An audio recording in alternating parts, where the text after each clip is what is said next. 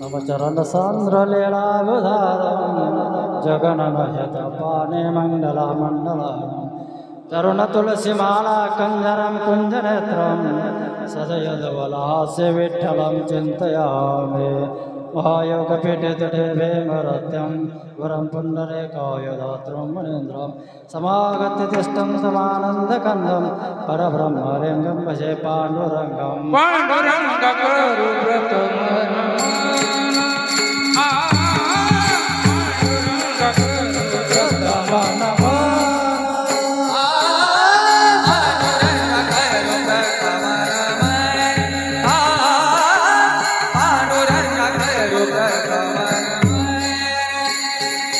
दूसरे चरण संततिया दूसरे चरण संततिया दूसरे चरण संततिया पदा कथिता विकार ओ पदा कथिता विकार दूसरे चरण संततिया दूसरे चरण संततिया दूसरे चरण संततिया चक्र पदा कथिता विकार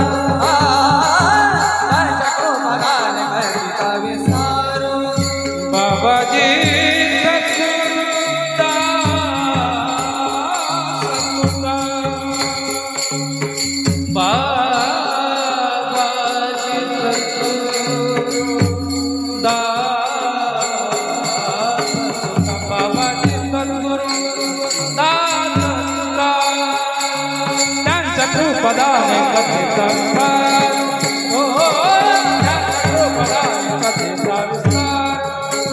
जी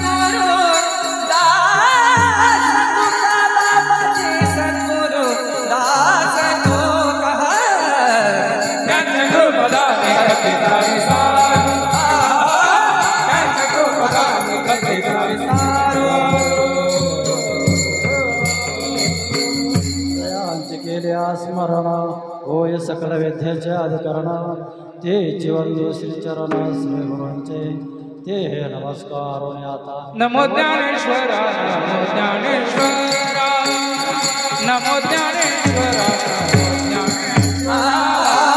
नमो ज्ञानेश्वरा नमो ज्ञानेश्वरा नमो ज्ञानेश्वरा नमो ज्ञानेश्वरा निवृत्ति उदारा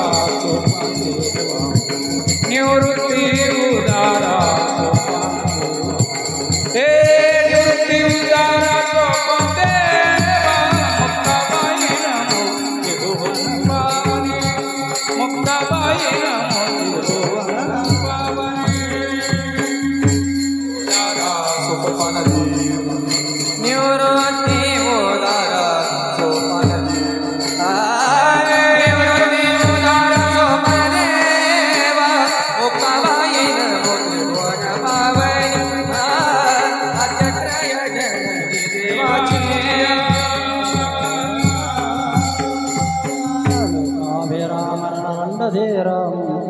राजीवनेत्रं रघुवंशनाथं कारुण्यरूपकरुणाकरतं श्रीरामचन्द्रं शरणं प्रपद्ये मनोजवं मारुतवेगतुल्यं जितेन्द्रियं बुद्धिमत्तं वरिष्ठं वातात्मजं वानरयुद्धमुख्यं श्रीरामदूतं शरणं प्रपद्ये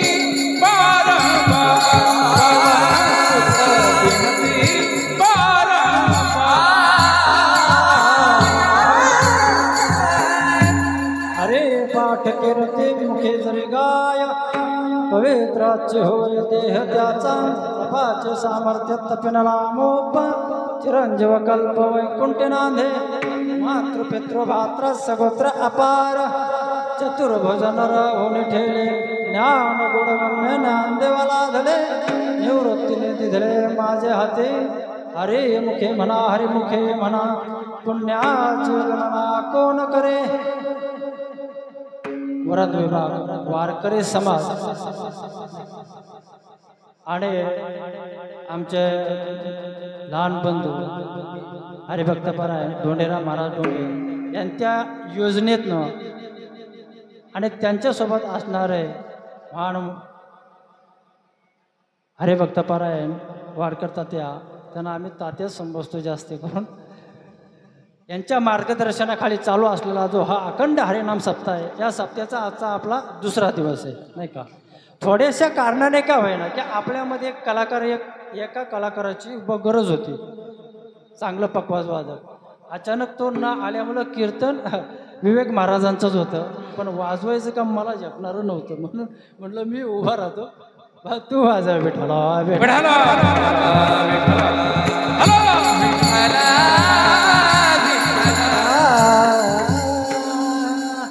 कीर्तनेसाठी अभंग जो घेतला आहे तो हरिपाठ प्रकरणातील 17व्या क्रमांकाचा आहे.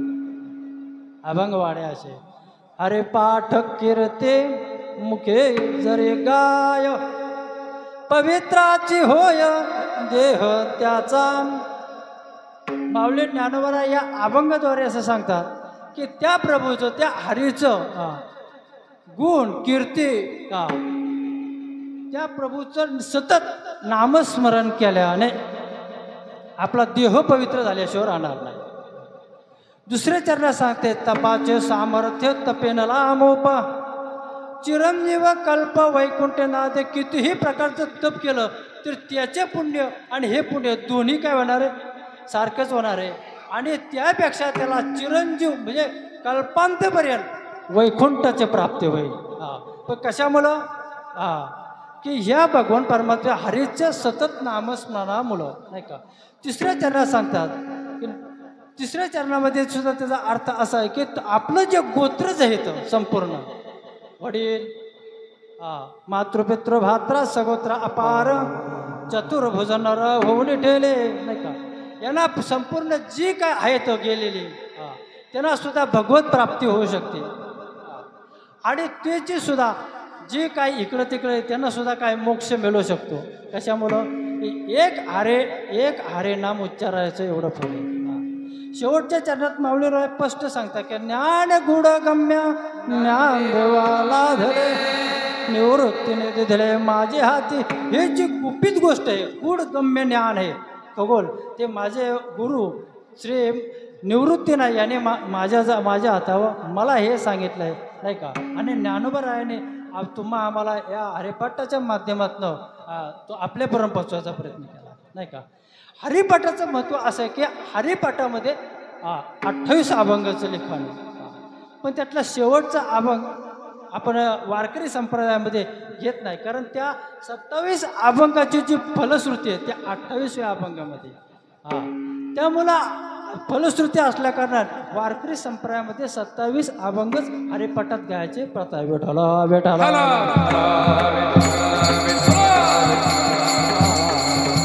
त्यामध्ये सुद्धा असा फरक आहे की पहिल्या अभंगापासून 9व्या अभंगापर्यंत देवाचे द्वारे उभाक्षण भरे या अभंगापासून ते विष्णुवेनं जप व्यर्थ त्याच्या ज्ञान या 9 अभंगापर्यंत हरीचा उच्चार 14व्याला आहे. किती वेळा 14व्याला. तिथून पुढं की मधले जे 9 अभंग आहेत की त्रिवेणी संगमे नाना तीर्थभ्रमे चेतना हे नावे या अभंगापासून हरिवंश पुराण हरिनाम संकीर्तन या अभंगामध्ये हरीचा उच्चार 25 वेळा आलेला आहे हरिपाठामध्ये नाही का. आणि शेवटचं की हरिवंश पुराण हरिनाम संकीर्तन नाही का की नामसंकीर्तन वैष्णवांची जोडी या अभंगापासून ते शेवटच्या अभंगापर्यंत म्हणजे ज्ञानदेवाप्रमाणे निवृत्ती देवी ज्ञान या अभंगापर्यंत एकंदरीत 16 वेळा या ह्याच्यामध्ये काय आलेला आहे, हरेचा उच्चार आलेला आहे, नाही का. पण एकंदर तिघांचं बघितलं तर 54 वेळा या हरिपाठामध्ये हरीचा उच्चार आलेला आहे, नाही का. आणि प्रत्येक अभंग झाला की आपण म्हणतो ना हरिमुखे म्हणा, हरिमुखे म्हणा, असे 27 अभंग हरिपाठात. या 27 अभंगामध्ये जो हरीचा उच्चार आला ते 54, हे 54 आणि ते 54 मिळून 108 वेळा उच्चार होतो. किती? 108.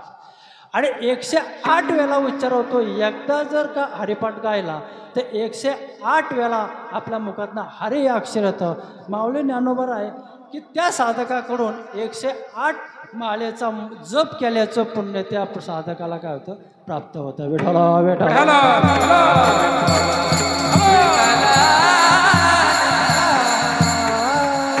म्हणून मावळे राय सांगतात की या हरिपाठामध्ये सतत करण्याला, संपूर्ण हरिपाठ आपण जर बघितला की याच्यामध्ये नामाचं महत्त्व जास्त सांगितलेलं आहे, नाही का.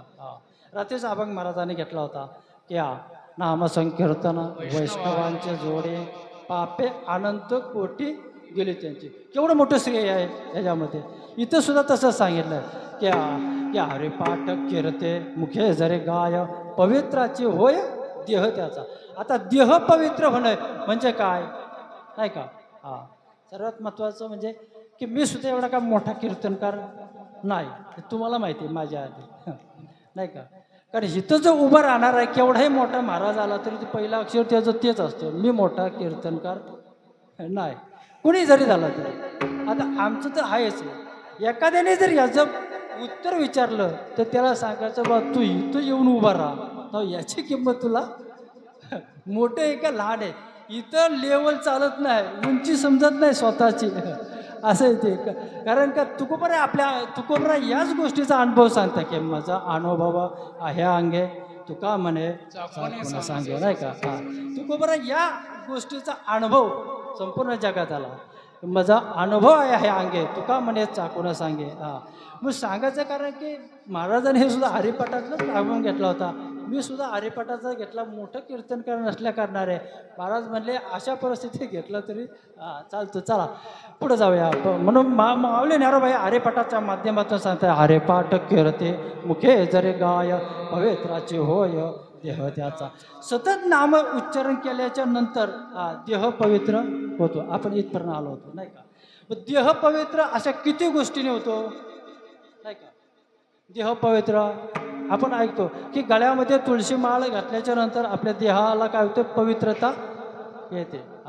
हे एक प्रकारे महाराज म्हणतात ना, तुळशी माळ गला गोपे चंदन टिळा, तुळसी माळ गळा तुळसी माळ गळा तुळसी माळ गळा चंदन टिळा, जय गळा वैष्णवांचा, हृदय कळवळा वैष्णवांचा, हृदय कळवळा वैष्णवांचा, हृदय कळवळा तुळसी माळ गळा गोपी चंदन टिळा, हृदय कळवळा वैष्णवांचा, हृदय कळवळा वैष्णवांचा, तुळसी माळ गळा गोपी चंदन टिळा, हृदय कळवळा वैष्णवांचा, हृदय कळवळा वैष्णवांचा. तुळसी माळ गळा गोपी चंदन टिळा, हृदय कळवळा वैष्णवांचा. याने काय देहाला पवित्रता येते. पण इथं तर माऊली ज्ञानोबा सांगतात देहाला पवित्र नामचिंतनाने सुद्धा येते, नाही का. त्या हरीचा सतत नाम उच्चारण केलं की देहाला पवित्रता येते. एक एक मुद्दा लक्षात ठेवा. मग आपण नामस्मरण करत नाही का, असा प्रत्येकाला प्रश्न पडायला पाहिजे ना, नाही का. आपले हे हाडं का पवित्र होत नाही तू तर त्याचं सर्वात उत्तर की आपल्या घरात एक देव नाही आहे का. एक देव, बापाचा देव वेगळा, सुनाचा देव वेगळा, पोरग्याचा देव वेगळा, सासूचा तर अपक्ष. एका देवाला आमच्याकडचं सांगतोय महाराज बरं का. वेढाला वेढाला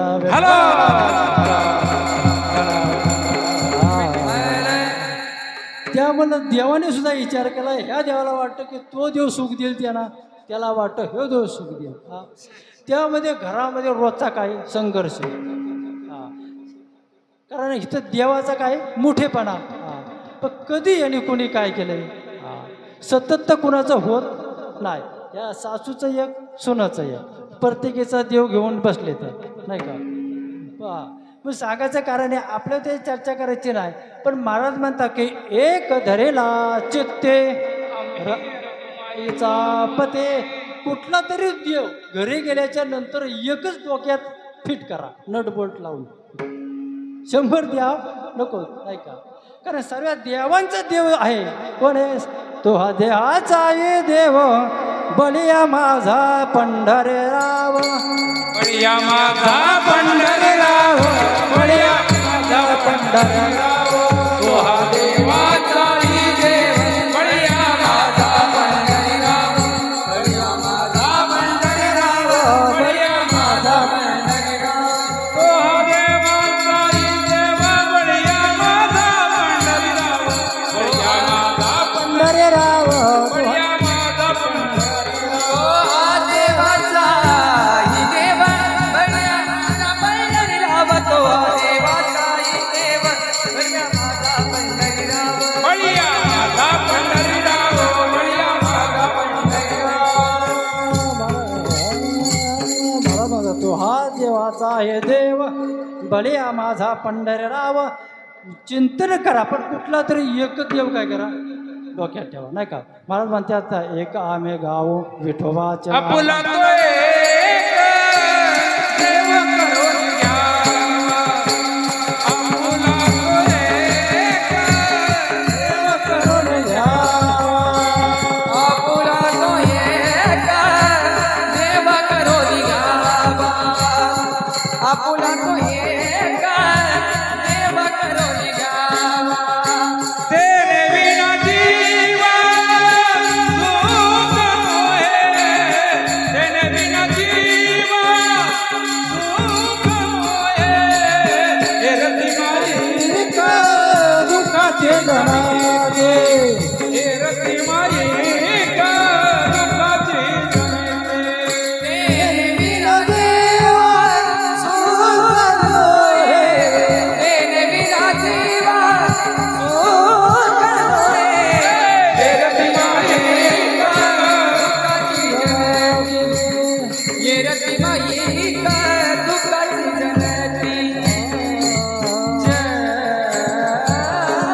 म्हणून कुठला तरी एकच देव काय करा हा फिक्स करा कोणी पण झालं तरी नाही का. मला आता ए रे ते मा एक दुःखाचे जनते किंवा आपला तो एक देव करून घ्यावा त्याने विन जीवा सुख नाही. तुम्हाला सुखाची जर आशा असेल तर काय करायला पाहिजे. हा एक माऊलीला बे हरिपाठात ज्याची सरी उत्तर आहेत बरं का. हा एक तत्वनाम दृढ हरिशी करुणा देवीला तुझी नाही का. हा मग कोणचं जरा ते नाम सोपे रे रामकृष्ण गोविंद वाचे श्री सदगत नेमकं धरायचं कुठलं ते सुद्धा सांगितलं नाही का. म्हणून सांगायचं कारण हे की एकच देव असला की त्याचं आपल्याला काय होतं लक्ष केंद्रित असतं. म्हणून अख्खं रामायणामध्ये प्रभू काय होतं एक बाणी एक वजनी नाही का एक पत्नी. म्हणून आपण ज्या अयोध्या धाममध्ये उतरलोय ना एवढं डोक्यात ठेवायचं की इथून पुढं पारमार्थिक क्षेत्रामध्ये जर उतरायचं असेल कुठला पण देव काय करा एकच डोक्यात एकच ठेवायचा नाही का. एक धरेला चित्ते हे रोखमाईचा पती. आणि त्याने बघ काय होईल की आपण त्याचं सतत चिंतन केल्याच्या नंतर आपण या देहाचा पवित्रपणा आल्याशिवाय राहणार नाही. विढळा विढळा विढळा.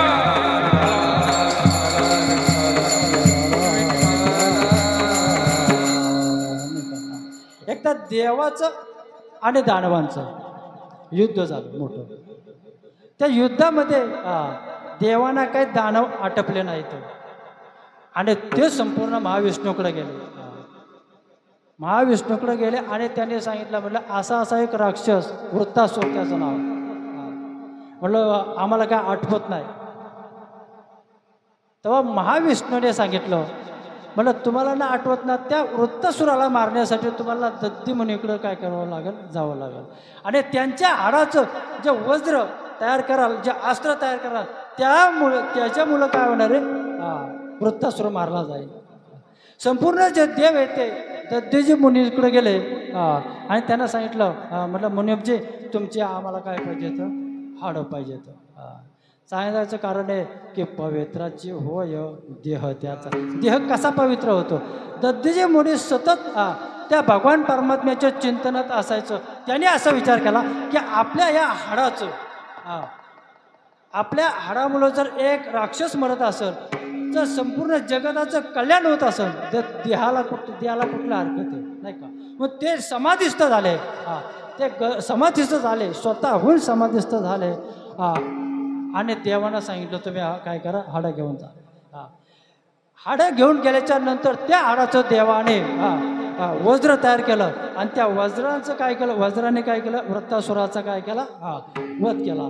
मग अशा प्रकारचं चिंतन जे दत्तीमुळे जे ऋषी अशा प्रकारचं चिंतन करत होते त्यांच्या देहाचं पवित्रपणा त्यांच्या देहाला नुसता देहाला नाही त्यांच्या हाडाचं सुद्धा काय आलं पवित्रपणा आवला. म्हणून अभंगामध्ये या माऊली नारळ पहिल्या अभंगामध्ये सांगतात की हरिपाठ कीर्ती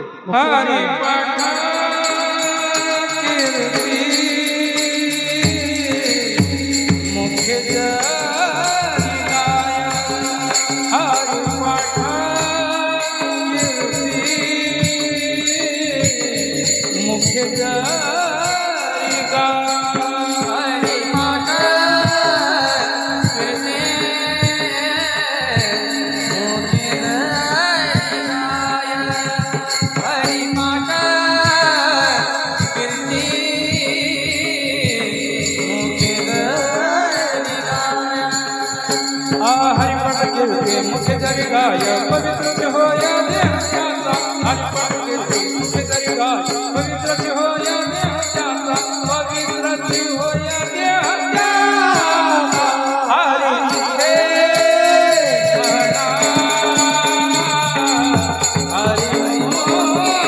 म्हणा हरि मुखे म्हणा हरि मुखे म्हणा हरि मुखे म्हणा पवित्र होया रे हरिपाठ कीर्ती मुख्य जरी गाय पवित्र होया रे पवित्र होया रे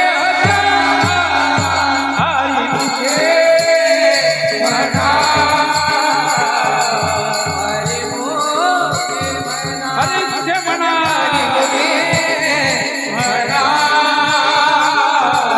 हरि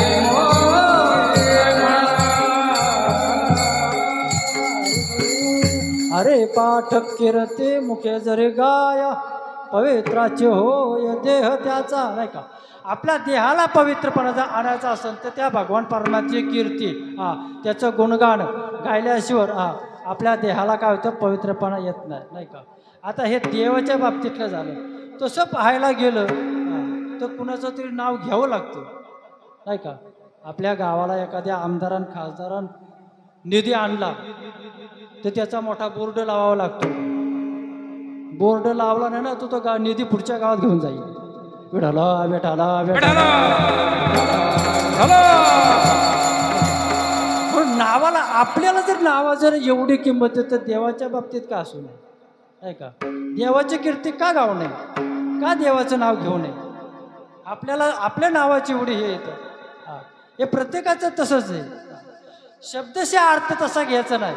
नेमकं देह पवित्र होईल म्हणजे आपण एवढा पवित्र होईल असं शब्दशः अर्थ नाही. किंवा काय टायमाला आपण गावठी भाषेमध्ये सुद्धा बोलतो ना शब्दशः अर्थ कसा कायच्या सहज बोलण्यामध्ये जातो. एका गावामध्ये एक म्हातारी वारली बरं का आणि तिला 2 पोरगं होतं एक मोठा आणि एक लहान. म्हातारी वारल्याच्या नंतर म्हातारीला पेन्शन होते ना म्हणून दोन्ही पोरगं रडत होतं. दोन्ही रोज रडायचं. मग आजूबाजूचे यायचे आणि त्या दोघांना समजवायचे म्हणजे काय बोलायचे की म्हातारी एकादशीला मरण पावली होती.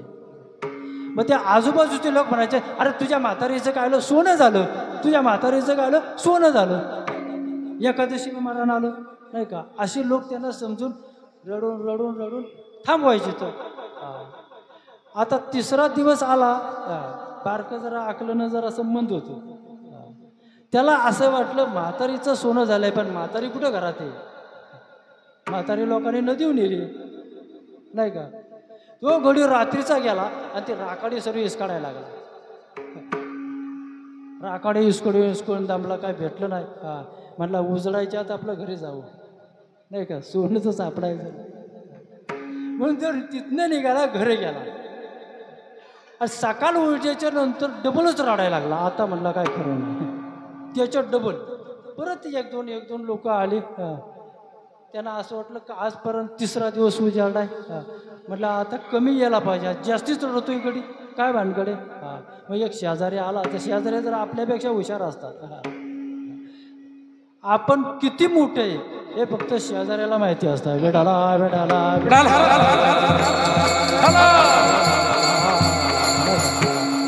मग दुसऱ्या दिवशी शेजारी आले, त्याने विचारलं, अरे म्हटलं आता का रडतो. म्हातारीचं तर म्हणलं सोनं झालं. अरे म्हटलं सोनं झालं, पण ते मोठ्याने घेऊन गेलं, काहीच नाही मी गेलो होतं.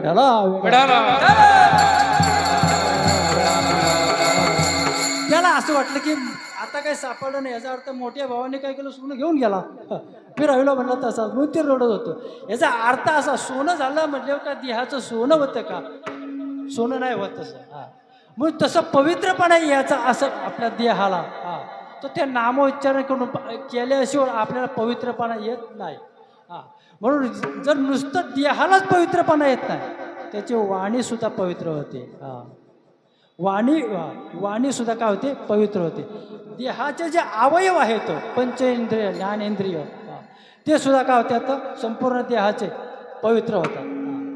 पण हे कशाने होत्यात की आता त्याचा मतीत अर्थ असा आहे की ज्या टायमाला आपण ध्यान लावतो त्या भगवान परमात्म्याचं जप माळाला, त्या टायमाला ही पंचेंद्रिय स्थिर झाली तर देहाला पवित्रपणा येतो. ध्यान लावताना किंवा त्याचा जप करताना हे ज्ञानेंद्रिय पंचे, कान, डोळा, मुख नाही का, ही जर एकत्रित स्थिर झाले ज्या दिवशी होते त्या दिवशी देहाला पवित्रपणा आला शिवाय राहणार नाही का. म्हणून की माऊली नारोबा इथं सांगते की पवित्राचे होय देह त्याचा, नाही का.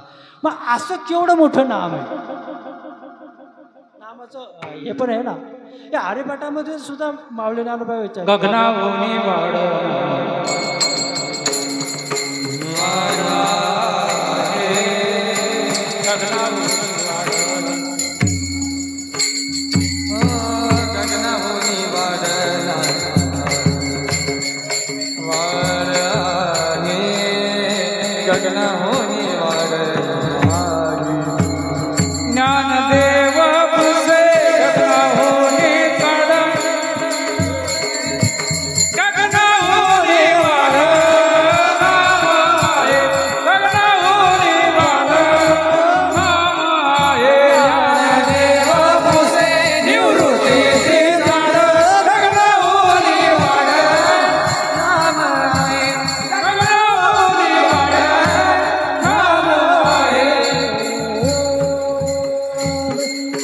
पेक्षाही मोठं अंत, त्याचा अंत हे नाही, एवढं मोठं नाम आहे. गगना होणे वाढ नाम आहे, नाही का.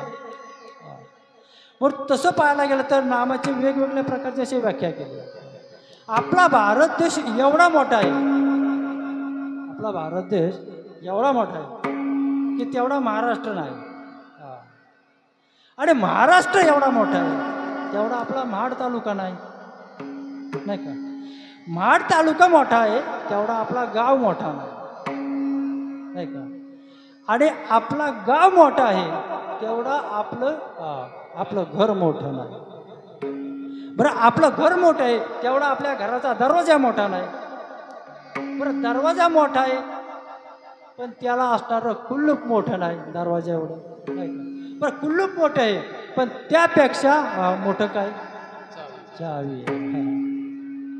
पण एवढा सर्व जर समाचार बघायचा असेल तर तिचं पण नाव 2 अक्षर आहे, चावी, नाही का. मग ही जी नामाची चावी आहे ती आपल्या हातात नसेल तर त्या भगवान परमात्म्याचं स्वरूप आपल्याला सुद्धा नजरेत येणार नाही. नामाची किंमत येते. कारण जर घराची चावी आपल्या हातात नसेल तर आपल्याला आतलं घराचं दर्शन घडतं का? काय घडत नाही का? एखाद्या मला गावठी ठिकाणी नवरा बाहेर गेला, चावी शेजारी द्यायची, काय काय लोक आता नाही देत. आता नाही देत. पहिले लोक द्यायचे की आमची एवढी चावी तुमच्याकडं घराची ठेवा, नाही का? मग नवरा घरी आल्याच्या नंतर मग तो शोधत असतो, कारभारीण कुठे गेली, कारभारीण कुठे, चावी घेऊन गेली, चावी घेऊन गेली.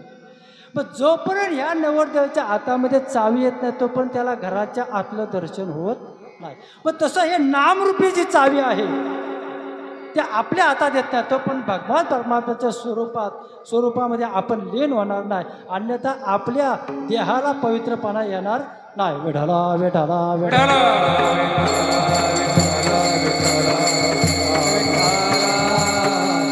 यापेक्षा सांगायचं म्हटलं तर अनेक साधनं येतं. जप तप कर्म क्रिया नेम धर्म सर्वा घटे राम भावशुद्ध.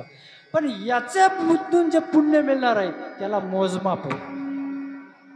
त्याला काय आहे? मोजमाप आहे. यज्ञ करा, जप करा, तप करा, याचे जी फलश्रुती आहे ना त्याला मोजमाप आहे. पण नाम सतत चिंतन करत असताना याला मोजमाप नाही. नामाचं जे महत्त्व आहे ना सर्वात महत्त्वाचं, तुम्ही सतत जर चिंतन करा तर त्याला काय त्याला मोजमाप नाही. आणि हेच हरिपाठाचे काय माहिती आहे का? ब्रीद आहे. पुण्याचे गणना कोण करे, इथंच फक्त सांगितलं नाही का? कशामुळं? हरिमुखे म्हणा, हरिमुखे म्हणा, हरिमुखे म्हणा, हरिमुखे म्हणा, हरिमुखे म्हणा, हरिमुखे म्हणा, हरिमुखे म्हणा. पुण्याचे गणना कोण करे, पुण्याची गणना कोण करे, पुण्याची गणना कोण करे. पुण्याचे गणना कोण करे. फक्त हे नामचिंतनाचंच महत्व आहे.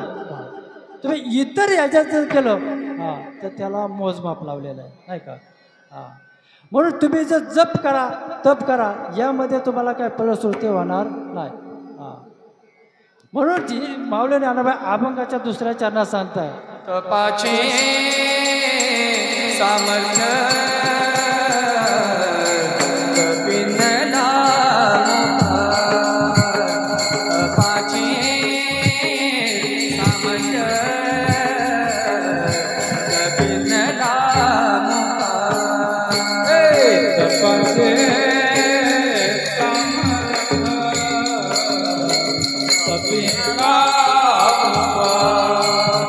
तपाचे तपाचे सामर्थ्य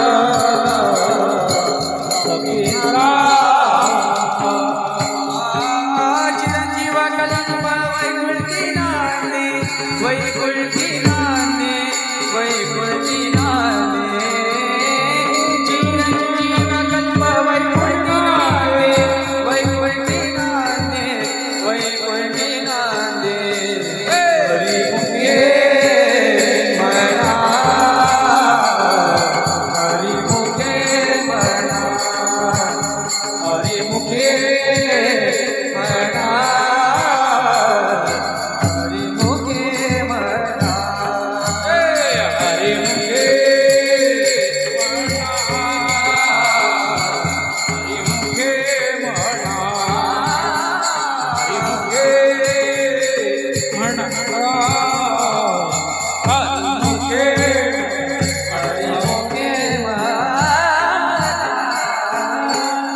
तपाचे सामर्थ्यम तपेनला अमोप चिरंजीव कल्प वैकुंठ नादे.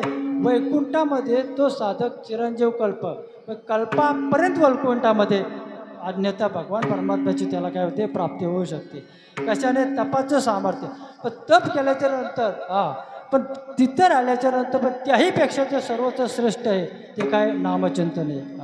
म्हणून त्या भगवान परमात्म्याचं नाम आपण सतत काय करत असतो? घेत असतो. न कळत का होईना आपल्या हातून न कळत नामचिंतन आपल्याकडनं होत असतं.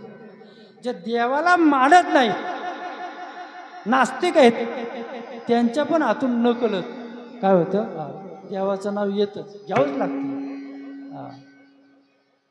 एकदा गरुडाचा मित्र भेटला, गरुडाचा. योगायोग कसा सांगतो? गरुडाच्या मित्राने विचारलं, म्हणलं केवढा म्हणला तू मोठा भाग्यवान रे गरुडा? का म्हणलं? कारण अखंड भगवान परमात्मा म्हणला तुझ्या तू त्यांचं वाण आहेस बा, आणि त्यांना सर्वीकडे घेऊन फिरतो.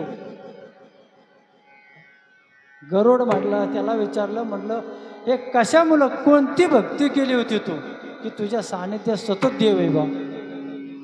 गरुड म्हटला, काय नाही रे एवढी केले. म्हणला मी एक दिवशी आकाशमार्गे चाललो होतो. आकाशमार्गे जात असताना खाली म्हटला ऋषीमुनींचा यज्ञ होता. म्हटलं थोडंसं उतरून आपण काय करावं, यज्ञाच्या पाया पडावं आणि मग म्हटलं निघून जावं. म्हणून गरुड काय केला, त्या यज्ञामध्ये उतरला खाली. सर्व होम हवन झाल्याच्या नंतर प्रसाद वगैरे घेऊन गरुडाने परत भरारी मारली. त्याच्या या मोठ्या पंखाने संपूर्ण मांडव कायला साफ झाला. संपूर्ण मांडवटला काय केलं, कचरा बाहेर काय, यज्ञामध्ये जो कचरा होता तो काय केला, गरुडाच्या पंखाने उडून गेला बाहेर. अख्ख्या यज्ञाचं पुण्य कुणाला भेटलं? गरुडाला भेटलं. भगवान परमात्म्याने ऋषीमुनीने सांगितलं, म्हटलं गरुडा, म्हटलं तुला काय पाहिजे? गरुडा सांगितलं, म्हटलं देवा तुझं सान्निध्य बाकी काय? का की आपण सुद्धा पंक्तीत बसल्यावर आपल्याला नेमकं जे पुण्य कमवायचं तिथंच आपण लांब राहतो.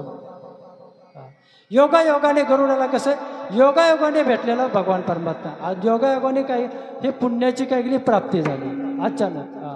गरुड काय ठरवून गेला नव्हता, ऋषीमुनींच्या तिथं जावं, झाडू मारावा असं ठरवलेलं नव्हतं, नाही का? पण आपल्याला सांगून पण कळत नाही, झाडू मारा पण आपल्या यज्ञामध्ये, नाही का? म्हणून हे तपाचे जे सामर्थ्य आहे, दुसऱ्याच्यांना सांगतात की एवढं मोठं श्रेष्ठ आहे, याचं सुद्धा का त्या साधकाला फलप्राप्ती होते, नाही का?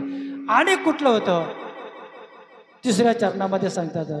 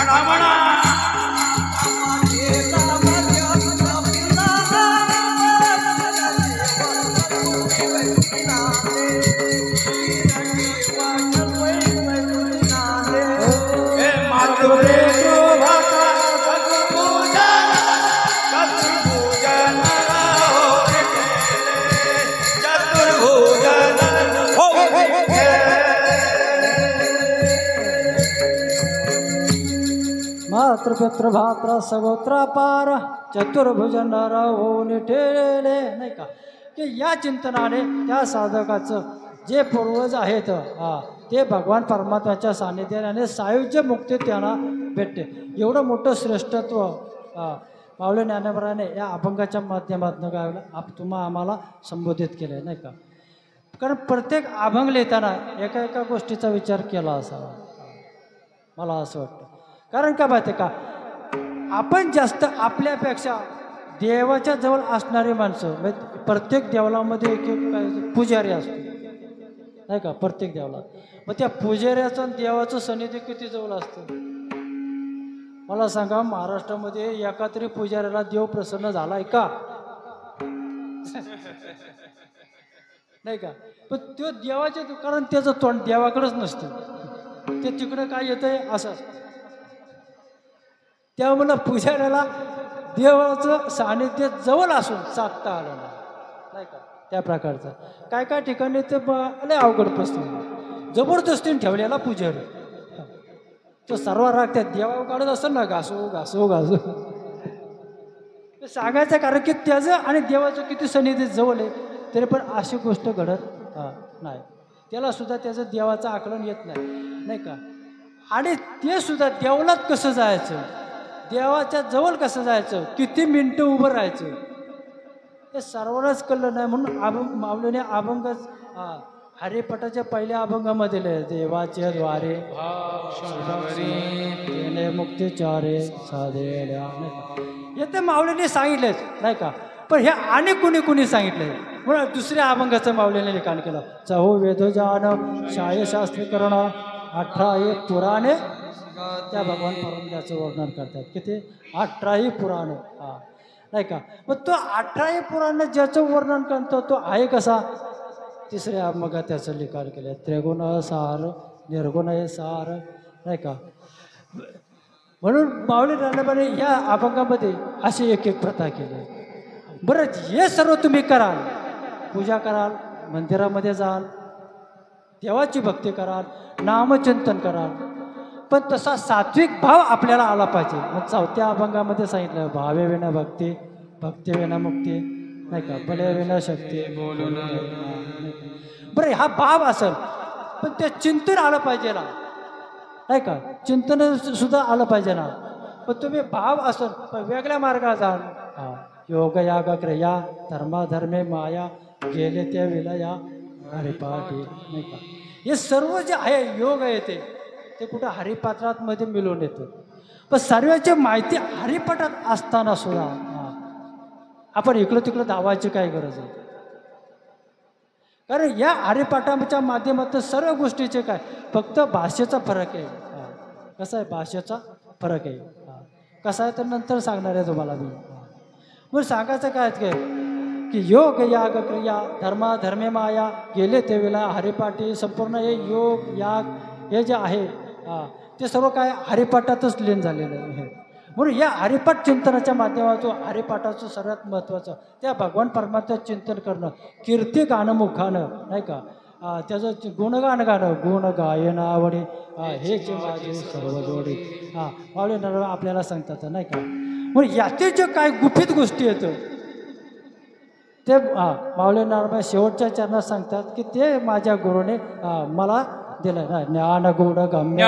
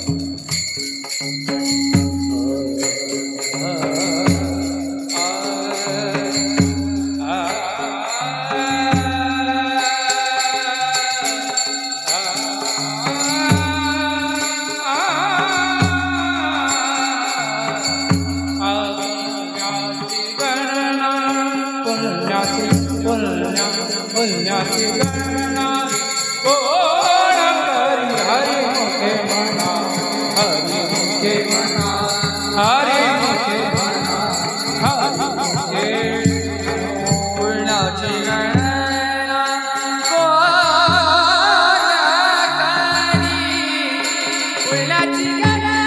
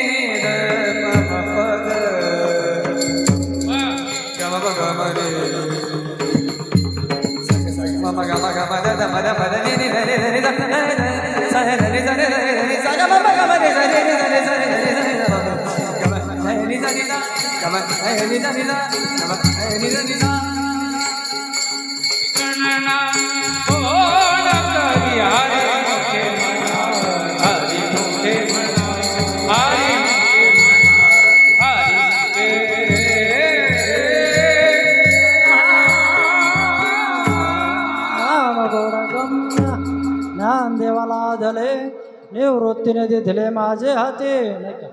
अभंगाच्या शेवटच्या चरणात माऊली ज्ञानोबा सांगतात की हे जे गोड असं गुपित ज्ञान आहे, हे जे ज्ञान आहे ते माझे गुरु निवृत्तीनाथाने मला सांगितलेलं. आता हे जे ज्ञान आहे आणि ते माऊली ज्ञानोबाने आपल्यासमोर काय केलं, हरिपाठ या माध्यमातून आपल्यासमोर सर्व आम्हाला काय केले दाखवलं.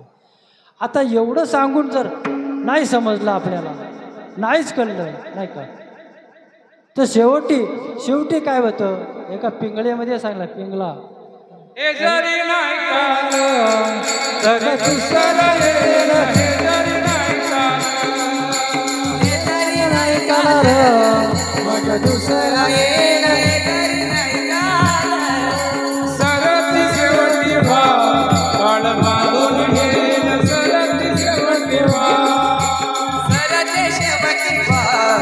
काळ बांधून नेईन सरते शेवटी बाळा एका जनाधारी आमच्या काय वाचाईन एका जनाधारी आमच्या काय वाचाईन आमच्या काय वाचाईन आमचे काय वाचाईन पिंगळा पिंगळा पिंगळा पिंगळा मारवारे बोल बोलत देवा पिंगळा मारवारे हे पिंगळा मारवारे बोल बोलत देवा पिंगळा मारवारे पिंगळा मारवारे बोल बोलितो देखा पिंगळा मारवारे पिंगळा मारवारे बोल बोलितो देखा पिंगळा मारवारे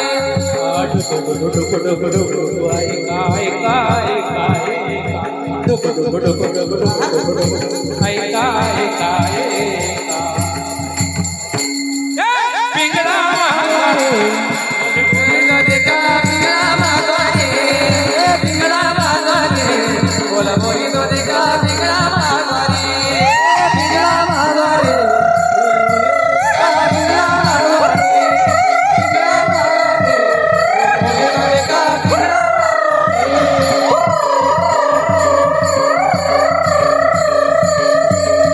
पिंगळा पिंगळा पिंगळा पिंगळा पिंगळा पिंगळा पिंगळा पिंगळा पिंगळा पिंगळा पिंगळा पिंगळा पिंगळा पिंगळा महादारी बोल बोलत देखा पिंगळा महादारी पिंगळा महादारी बोल बोलत देखा पिंगळा महादारी अशा भगवान परमात्माचं नामचिंतन नाही घेतल्याच्या नंतर सरत शेवटे बा काळ बांधून नेला मग ती पाळी आपल्या येऊ नये काय का म्हणून आपण सर्वांनी मिळून काय करू एक बार त्याचं काय करू भजन करू ठोकारको.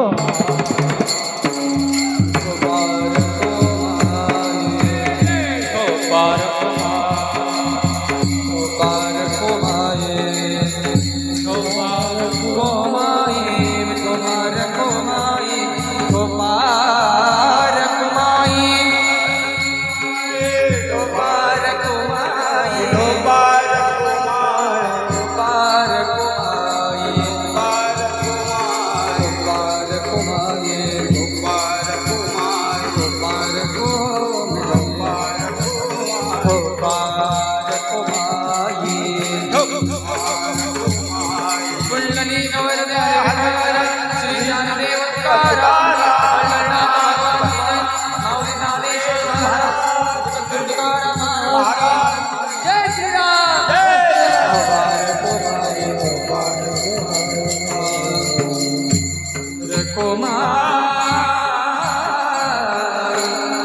हरे पाठ किरते मुखे जर गाय पवित्राचे होय देह त्याचा तपाचे सामर्थ्य तपिनलामोप चिरंजीव कल्प वैकुंठीनादे मातृपितृ भात्र सगोत्र अपार चतुर्भुज नर होऊन ठेले ज्ञान गुणगम्य ज्ञान देवाला धले निवृत्तीने दिधले माझ्या हाते हरिमुखे म्हणा हरिमुखे म्हणा पुण्याची गणना कोण करे नाही का म्हणजे संत सज्जन हरिपाठाचा अर्थ करणं असाच असेल असं नाही कारण आमच्या गावामध्ये महाराज तो 17 वर्ष हरिपाठाचं चिंतन चालू असतं प्रत्येक एकादशीला एक आम्ही हरिपाठाचा अभंग चालू असतो त्याला आम्ही मेळावा म्हणतो म्हणजे वारकरी संप्रदायाचं हे ना इथूनच बुडलं म्हणून कुठेही जरी गेलं जगाच्या पाठीवर आणि एवढाही मोठा कार्यक्रम असला त्याला वारकरी संप्रदायाचा पाया असावा लागतो तो कार्यक्रम सफल झाल्याशिवाय राहत नाही. मग गावात तुम्ही कुठलाही कार्यक्रम करा आणि तो करावाच लागतो. केवढाही मोठा कार्यक्रम असला तर दीपोत्सव करावा लागतो, दिवा लावावा लागतो, नारळ वाढवावा लागतो. हे कोणी सांगितले? वारकरी संप्रदायाने सांगितले. पण हे जर पायात जर वारकरी संप्रदायाचा असेल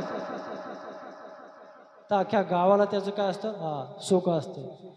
मग आपण जे गावगाव सप्ते बसवतो त्याचं कारण काय? त्या भगवान परमात्म्याची कृपादृष्टी आमच्या गावावर असावी म्हणून त्याच्या आपण गुणाचा काय करतो? गौरव करतो. सप्त बसवण्याचं कारण हेच आहे सर्वात मोठं, नाही का? म्हणून प्रत्येक घरी जरी कुठला कार्यक्रम असला तर ध्यानात ठेवायचं की आपल्या वारकरी संप्रदायाचा जो पाया आहे तो विसरायचा नाही. बारकाचा सप्ताह का असताना महाराजांनी विधियुक्त करून ठेवला आहे, कसा तरी नाही. आहे काय काय काय गोष्टी आपण आपल्याला पुढं ढकलतात ना, त्याचं कारण ते ते सांगणारच आहे. कारण अख्ख्या आमच्या तालुक्यामध्ये जेवढी मुलं त्या महाराजांच्या सानिध्यात आली ना तेवढी वर निघाले बा संप्रदायाच्या माध्यमातून. मी जाऊन आमचं पोरग सुद्धा त्यांच्या बरोबर आहे. आता नातू पण लागलाय तिकडे. विठाला असे महान व्यक्ती आपल्याला काय केलं, आपल्याला सानिध्य सापडलेलं आहे.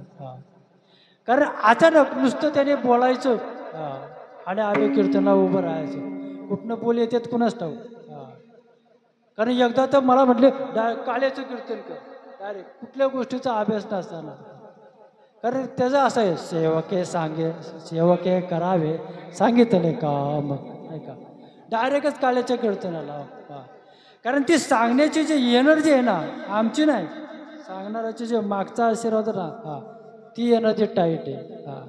कधीतरी त्यांच्या जवळ भजनात जा बघा, आपोआप आपल्या मुखातनं ती अक्षरं बाहेर पडतात. सानिध्य तसं. मग असं महान व्यक्तित्व आम्हाला आपल्याला लाभले आहे का, सांगायचं कारण आहे. त्यांच्याच बरोबर असणारे त्यांचेच बंधू महाराज सुरतला असतात, लक्ष्मण महाराज वाडकर. पारायण चालू आहे आपल्याकडं. आणि पारायणामध्ये एका आद्याचं विश्लेषण करणं अवघड आहे. ते करतात बाबा.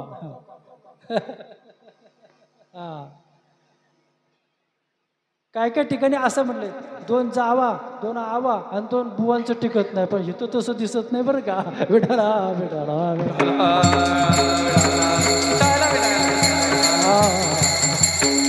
कारण मी सुद्धा पाहिलं की जर आपल्या गावात पारायण असलं तर जरूर भाऊ यांना बोलवा. एकच अध्याय घ्या, अख्खे ज्ञानेश्वरी समजवते. इतकं क्लिअर कट अक्षरासकट आहे का नाही. मी बोललो त्यांना उघडच, त्यांना जे गोष्ट आहे ती आहे, ते पण तसलंच आहे बाबा. आणि जास्त सानिध्य असल्या कारणानं माहितीच नव्हतं पहिलं, नाही का. ते सुरतला असतात, पण इथं आल्याच्या नंतर ते सानिध्य लाभल्यावर आम्हाला सुद्धा कळलं महाराजांची ताकद, नाही का. मग सांगायचं कारण या लोकांचं आपल्याला सानिध्य लाभलंय. आणि या सानिध्यातून सुद्धा आम्ही वर येत गेलो. मी सुद्धा महाराजांच्या सानिध्यामुळंच इथपर्यंत माझ्या मुखातनं जी वाणी चालली ना ती माझी नसून त्यांचीच आहे. ती महाराजांनी कीर्तन करायचं, अख्खं कीर्तन डोक्यात ठेवायचं आणि आपल्याला टाईम येते तर सुटायचं. विठाला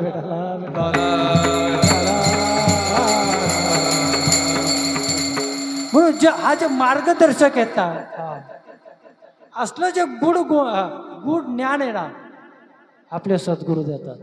सांगायचं कारण आहे. मग सद्गुरूचा मोठा सहवास आहे. कोणतरी आपल्या पाठीशी आशीर्वाद असला पाहिजे. नुसतं त्याने बोलावं. मी असं म्हणतो, थोडंसं त्याने तप केलं ना तर मुक्याला बोलायला होते. हो विठाला विठाला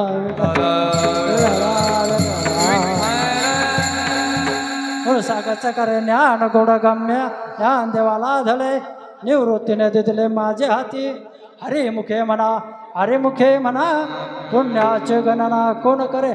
अशा मोठ्या संतांचा आपण काय करू, एक बार भजन करू. ज्ञानेश्वर माऊली ज्ञानराज माऊली महाराज ज्ञानेश्वर माऊली ज्ञानराज माऊली महाराज ज्ञानेश्वर माऊली माऊली ज्ञानराज जय